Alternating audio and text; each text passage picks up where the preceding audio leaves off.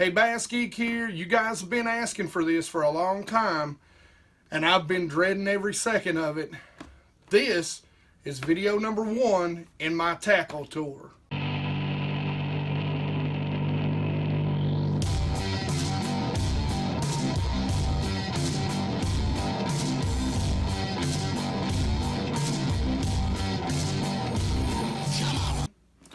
Alright, so you guys have been asking for this for a long time. I'm going to start doing it right now. This is going to be a series because I've got a lot of stuff. Most of this I keep in the boat with me at all times. I just like to have whatever I may think of in the boat with me. So I've got all of it out right now. As you guys know, most of the time during December and January, which kind of breaks my heart because some of the best smallmouth fishing in my area is this time of year. I do plan on getting out, but there's also a ton of great sales through December and January. As companies begin to, or retailers begin to move stuff out, you know, last year's stuff that's still great, it's just a year old, or a lot of models that maybe are just being discontinued, and they sell them, you know, at great prices and huge discounts. So that's when I start to inventory and purchase the things I need for the upcoming tournament and fishing season, you know, next year in 2017. So I know a lot of you have really been wanting me to go through all my stuff, and yeah, I do dread it because it's a lot of stuff. I will tell you there's a lot of stuff that's not here, as I've lost things, and you know, later in the year just not replace things because I go to a different lake and it calls for a different color or a different technique. Sometimes I don't always replace it as I go along until I know I'm going to need it the next day, or think I'm going to need it the next day. So what I'm going to start with is the hard baits. We're going to start with crankbaits alone because that's one of the things that I've probably got more of than I've got anything else, maybe other than swim baits and soft plastics. So we're really going to break this up. I don't know how many videos it's going to be, but I will say I did a real in-depth video on how I go about purchasing crankbaits and how I kind of scale that down to have a group of crankbaits that will cover every situation. And I'll have that pop up in the top corner right about now. Go watch that video. It's pretty in-depth. It's not the greatest video I've ever made, but it's pretty in-depth, and I think for you guys that are really looking to begin to cover a lot of situations, a lot of water, maybe tournament anglers who are looking for that search bait or to gain confidence in a search bait, that video will really show you how to select colors, depths, and actions of your crankbaits. So as you can see on the table here, I have my crankbaits. Now when we talk about crankbaits, we're going to say diving crankbaits. Crankbaits that are designed to be fished on the bottom, beating, banging, bumping against whatever covers on the bottom, rock, sand, mud, trees, whatever. So square bills build crankbaits to our deep divers. So I've got them broke up into brands, and then the brands are generally broke down into depth levels. And I'll explain to you a little bit as we go along. Like I said, if you really want more information on that, go watch the video on crankbaits that I did a little while back. Alright, so I've got my Rapala DT series here, my Strike King XDs, and whatever else here. And these are sort of my mix and match baits, these specialty baits that I picked up along the way here and there for very specific situations, types, or even a certain lake. This is kind of what this stack is. So let's start out with the Rapala DT series that I have. Again, I try to stick with about 5 basic colors. You know, when I buy my crankbaits, these are the DT6s. As you can see here, I'll go with some base colors. And you know, you know, guys, when you buy that base, you're going to pick up, you're always going to see a color here and there. That's why I have so many. You know, I've been using these for years and years and years. So, you know, every once in a while you're strolling down an aisle and you'll find a variation of a color. So, you know, don't think I went out and bought all these at one time. I went out and bought a base of these crankbaits, and over the years I've kind of built this up. These are the DT6s, and you can see I've got several natural colors. Here's me a nice dirty or muddy water color. You know, we've got them in everything from natural baby bass, you know, to bluegill colors, to crayfish colors. You can see I've got a red and a brown. Same here. These are all my DT6s. Now you move ahead and you've got your DT10s right here. These are some of my favorites to throw around here because the lakes tend to have steeper banks, and so these 10s I can really cover a lot of area. And you can see there's one that I've got broke. Now I do have some that I'm gonna have to replace, and here's one that's broke on me. The bill's coming out, so we'll go ahead and take that out and set it to the side. That's a natural bluegill color, I believe, and that's really good for clear water. I really want to replace that particular bait. But again, it's the same thing. You know, you'll notice the color patterns tend to run through and through. You know, we got some Helsinki shad, their version, Rapala's version of sexy shad. This is their shad.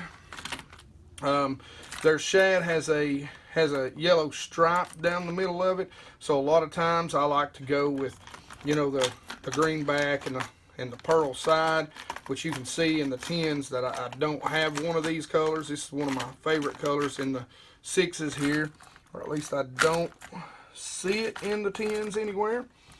You can see that actually runs through. That might be a 10 right there, I believe it is. Yep, that's a 10. So there's my 10 in that greenback. And again, you can see here is my 16s, and so the 16s get a little bigger. So, you know, you've got a lot of different color variations here. You know, just basically the same color variations. I don't change a whole lot. The biggest factor for me is depth. And like I said, I stick to about 4 or 5 different colors. And if you go through this box, you're going to find that overall the same 4 or 5 colors are there with a few variations. Now, these are my DT20s. They'll dive to 20 feet. You can see that one's got a crack in the lip. And so there's another one that's broke.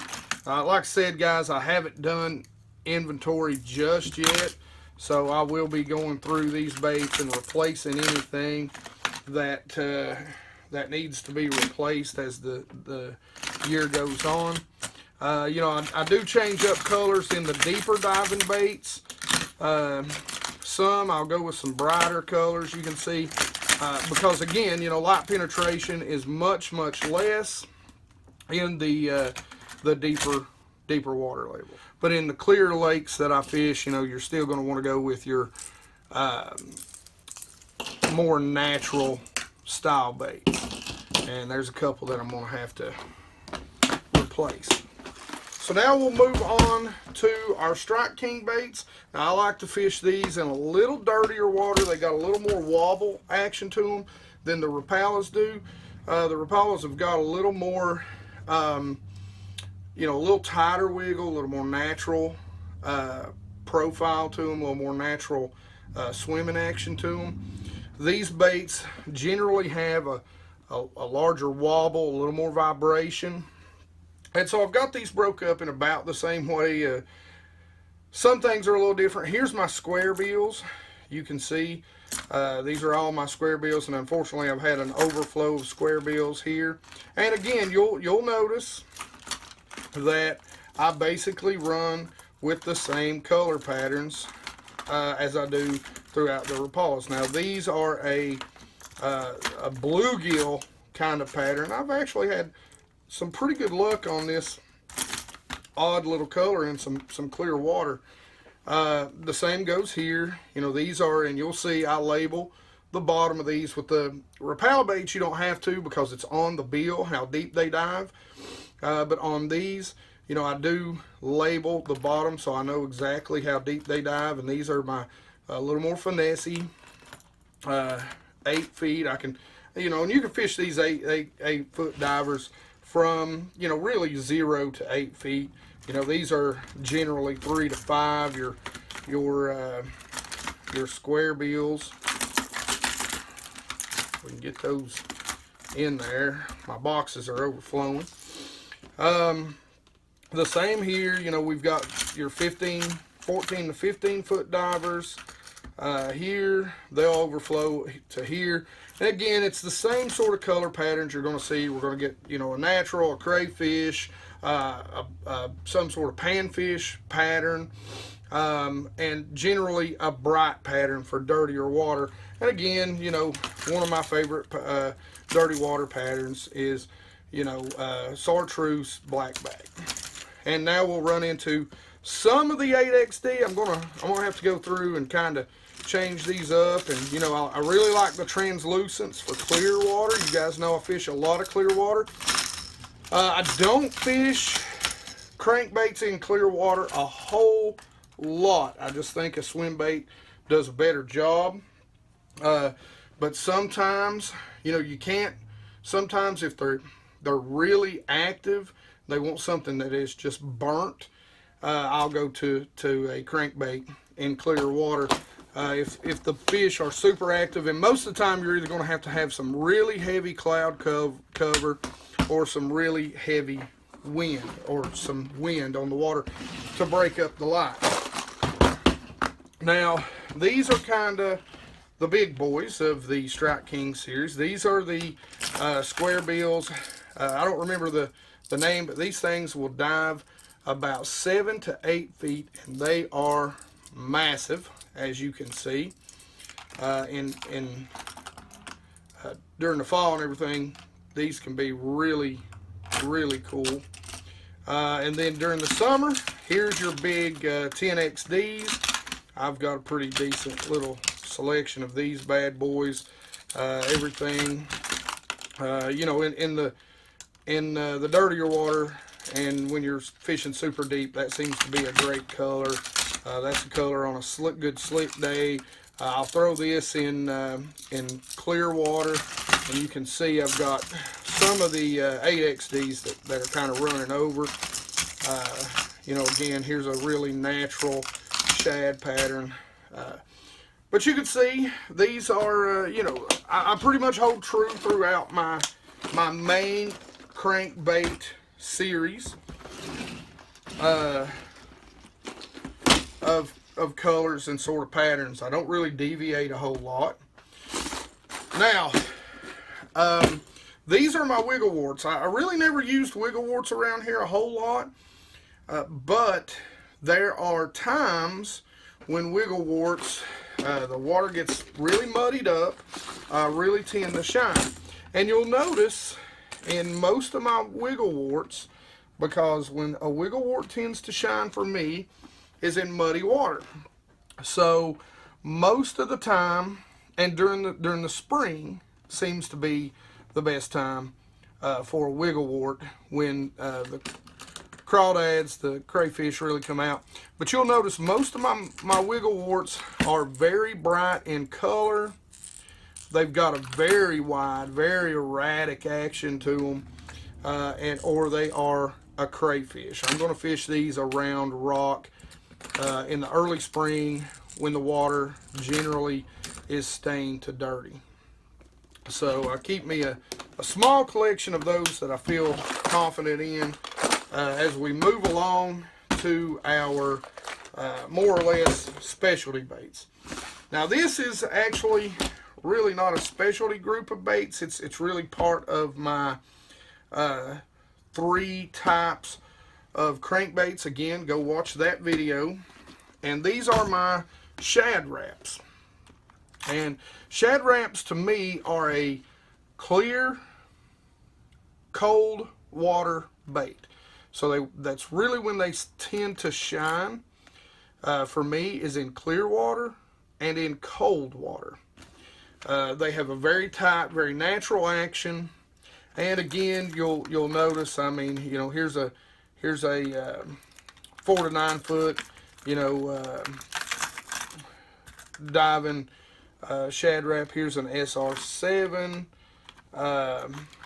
You know, these are 5 to 10 feet, you know, diving. They're a little bigger. And you'll notice I run with about the same thing with the Shadow Raps. You know, this is your crawfish color.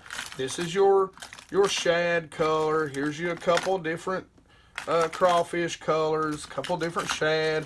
Here's a brim. Here's a fire tiger. So a bright color.